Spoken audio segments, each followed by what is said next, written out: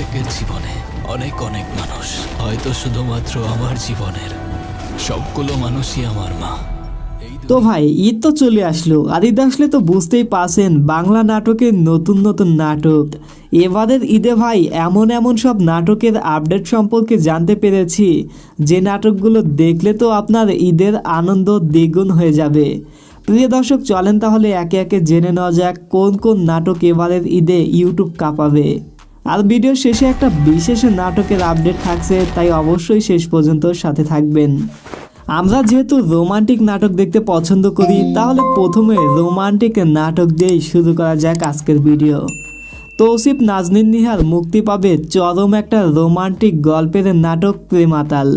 নাটকটা পরিচালনা করেছেন পরিচালক হাসিব হোসাইন রাখি। বর্তমান যুগের ছেলে মেয়েদের চাহিদার উপর ভিত্তি করে নাটকের গল্পটা কিন্তু সাজানো হয়েছে, তাই কোনোভাবেই নাটকটা কিন্তু মিস করবেন না। এরপরে জোবান টোটিনির দেখা যাবে নাটক কসম। এই নাটকটার শুটিং দেশের অত্যন্ত সৌন্দর্যপূর্ণ স্থানে করা হয়েছে ভাই, তাই নাটকটা দেখতে দেখতে প্রাকৃতিক সৌন্দর্য উপভোগ করা যাবে। এছাড়া জোবান টোটিনির আরও একটা পারিবারিক গল্পের নাটক হিসেবে আছে নাটক ফ্যামিলি ম্যান। আশা করা যায় এই নাটকটা তোমাদের গল্প নাটকের চাইতেও হিট করবে। আপনারা কি মনে করেন কমেন্টে জানাবেন।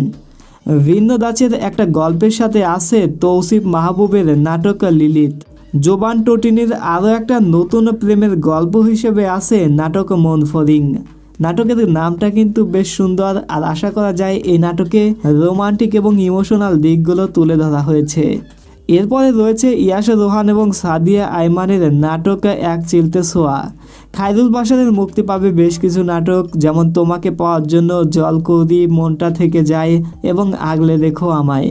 এরপরে জিয়াউল ফারুক অপূর্বর মুক্তি পাচ্ছে বিগ বাজেটের একটা ওয়েব সিরিজ হেডলাইন, যেখানে নায়িকা চরিত্রে থাকবে সাদিকা সাবরিন। তাহলে বুঝতেই পারছেন এমনিতেই এই দুইজন পাকা খেলোয়াড়, তারপরে আবার ওয়েব সিরিজ, তাহলে তো বুঝতেই পারছেন কোন লেভেলের একটা ধামাকা হতে যাচ্ছে এটা। এবার আসি বাংলা নাটকের কিং মুশফিকার ফারহানের কাছে। ফারহানের মুক্তি পাবে নাটক লেলিন। থ্রিলার ধাঁচের গল্পের সাথে আসা নাটকটা দেখতে পারবেন মাছরাঙ্গা টেলিভিশনে। কেয়া পায়েলের সাথে ফারহানকে দেখা যাবে নাটক আনারকলিতে। এছাড়া এই জুটির পারিবারিক সংসার নামে একটা নাটকের শুটিং প্রায় শেষ, আশা করা যায় নাটকটা ঈদেই দেখা যাবে।